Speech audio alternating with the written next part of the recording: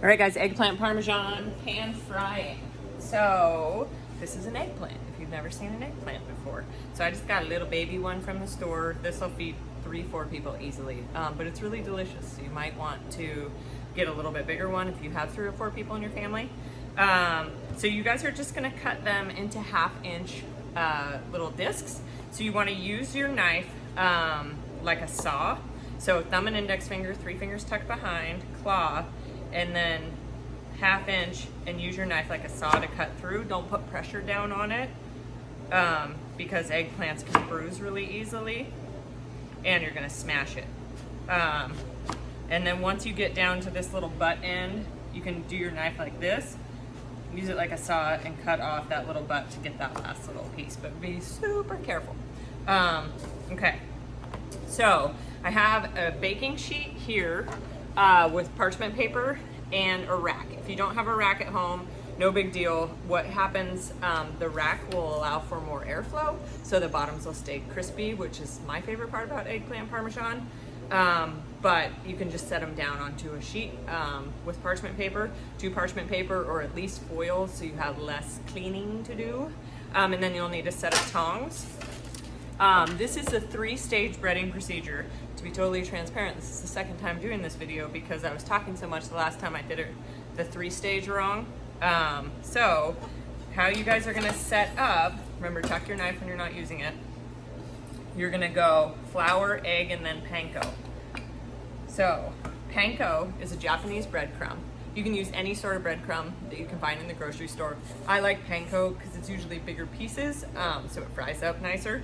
The flour mixture, I just added a little bit of salt, some smoked ancho chili, and some garlic powder. You can play with that, but definitely add salt in there. This is about a cup of flour with like a 1/2 teaspoon of garlic powder, a teaspoon of salt, and then little sprinkles of whatever else. A lot of people like to do like Italian seasoning in there. So mix it up so you can't see your seasonings, and then set yourself up. Flour, egg, panko, standard breading procedure. I also have some grated mozzarella cheese and some marinara sauce. So the marinara sauce, you can use whatever you have in your pantry or whatever you find at the grocery store for marinara or spaghetti sauce, whatever your family likes. You can make your own if you want to. This actually is from my garden. I made it, so that's why it's a little bit watery, but it'll be delicious. So that's my whole setup. That's what you guys need. Then you need a pot with about 1 inch of oil in it. I use grapeseed oil. You want to use grapeseed oil, canola oil, vegetable oil for this, or avocado oil, so it doesn't smoke. Remember, lower smoke point. Or higher smoke point, sorry. So I have that ready to go. You want to have kind of a pan with bigger sides on it. It can be, just a lip like that, but you want to have some sides on it, so, which I'll show you in a second. So for the eggplant, you're gonna put it into the flour. I'm gonna try to keep one wet hand and one dry hand. So how I do that, because I always forget, and I had a fork, that's how I beat up my eggs. I always forget. So you're gonna put it in the flour and then tap it off. And you're gonna put it in the egg and you're gonna switch. And I hold my hands up to remind me not to double dip. So don't start your oil until you're all the way done battering all of these. So when you go into the panko, you want it to be panko-rific. You want it to have a lot of panko on there. So I kind of pat it down in there.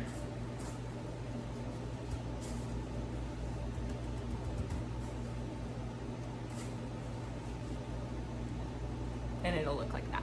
And so then I'm gonna put it on my sheet. Even though the done product's gonna be on my sheet, I'm okay with that because I don't want it just on my countertop. So flour, switch to your wet hand, egg,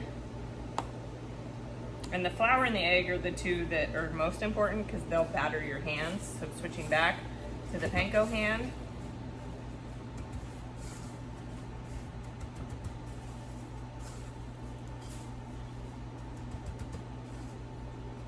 And then putting it on the tray. I'm gonna do one more. You don't wanna overload your pan with eggplant, overload your your oil pan with eggplant because it'll drop the temperature and your product will retain more oil, so it'll taste greasy. It won't just taste fried. So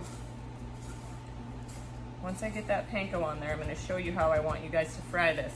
So don't do this unless a parent is home, just because you have really hot oil there, and hot oil, if you're not really careful, can catch on fire, and it also can burn you. So you need to make sure that there's someone home that can help you if something happens.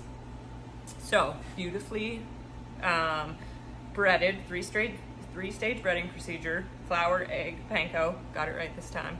So now my oil's ready to go. I want you guys to start your oil once everything's battered, because my oil's starting to smoke. So a good way to test your oil, I'm gonna put this in there so it cools down, but a good way to test your oil is to add a little bit of panko to the pan, and it'll dance around and turn brown.